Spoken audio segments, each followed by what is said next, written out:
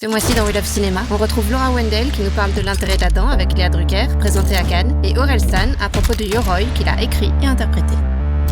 We Love Cinéma. J'ai voulu, à travers ce film, faire un portrait d'une infirmière qui essaie de se battre pour faire le mieux possible son boulot et qui est confrontée aux difficultés d'une autre mère. Et elle va essayer de tout faire pour aider cette femme qui est en difficulté avec sa maternité. Tout s'est bien passé ? Lucie, elle est infirmière en pédiatrie et on la suit dans tout son cheminement et son dilemme moral par rapport à un enfant qui est Adam. T'as pas mangé, Adam? Ils sont tout propres, tes couverts. Adam représente l'humain et il est constamment pris entre les injonctions de tout le personnel soignant. Qu'est-ce que t'as mangé?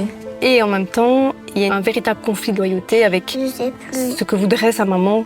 Vous lui avez pas donné, les couverts sont intacts. Est-ce qu'il a mangé? En fait, il essaie de ménager tout le monde, lui.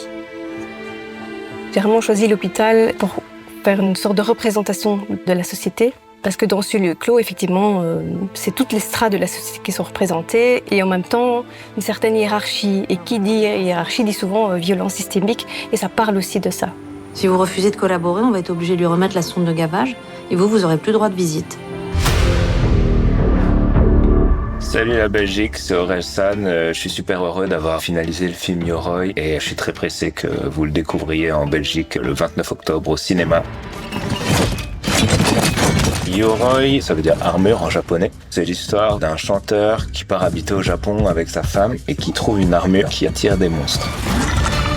On voulait faire un film comme les films d'aventure qu'on aimait dans les années 90, sur lequel on pouvait à la fois mettre de l'action et à la fois parler de plein de sujets.